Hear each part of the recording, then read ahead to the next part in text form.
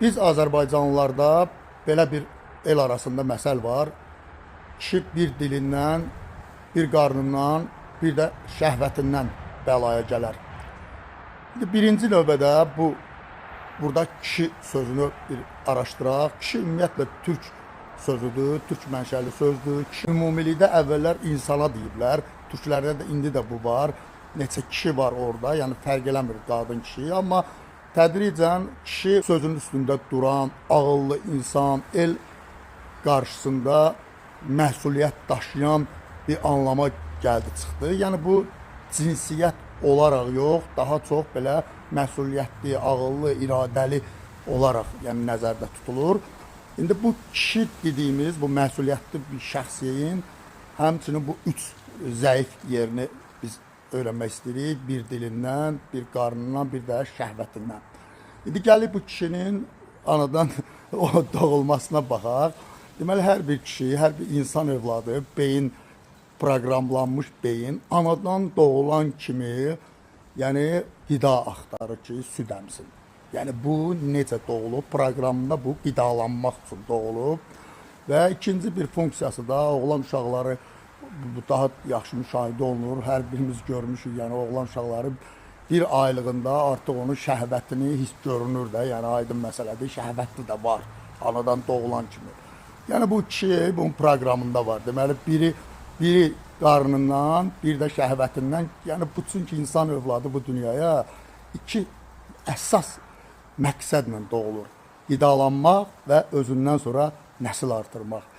Üçüncü bir şey isə dilindən. Bu dil məsələsi də odur ki, o da bizim bu beyin dediyimiz bu müdafiə, qorxulardan, bu təhlükədən qorunmaq üçün daima mübarizə aparır. Yəni belə deyək də, əgər biri ilə mübahisə edirsən, qatığı ağ bilirsən və o da qara deyirsə, sən onun qatığa qara deməyini beyin təhlükə bilir. Vəssalam.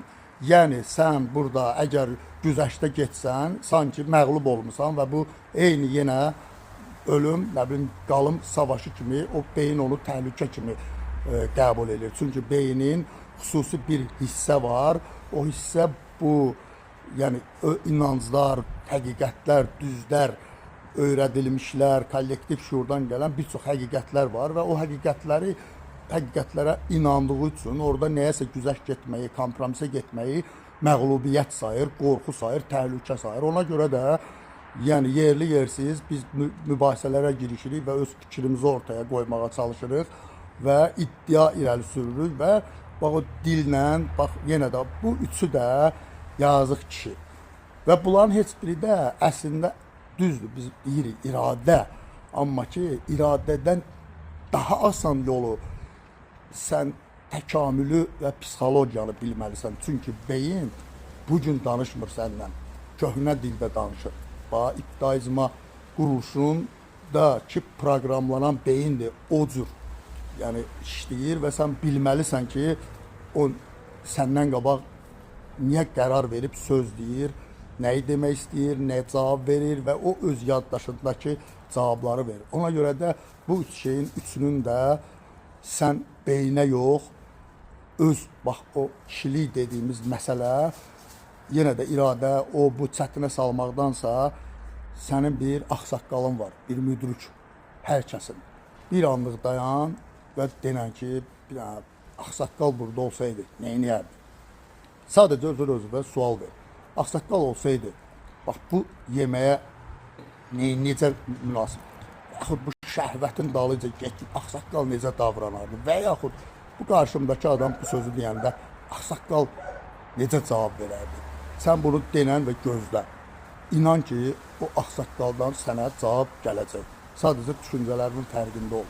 Bəli, hər zaman bir müdrik bizim köməyimizə gəlməyə hazırdır. Sadəcə sən onu çağır, tələsmə.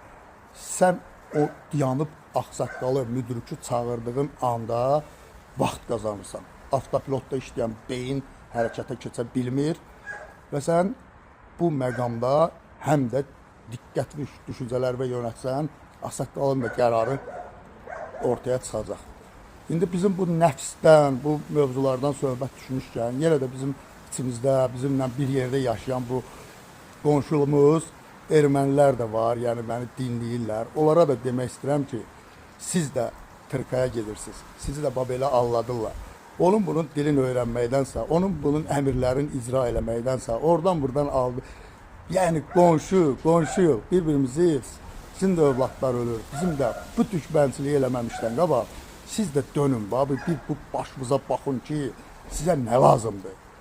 Niyə bu savaş, niyə bu müharibə, niyə bu nəfs, nədir bu? Dayanın, bir də hardan əmrlər alırsınız, bir o əmrləri də araşdırın. İnan ki, sizin də bir ağsaqqal var. O biri ağsaqqalları qoyub qırağa, içimizdəki ağsaqqallarımıza dönsəz, inan ki, faydalı məsləhətlər alarsınız.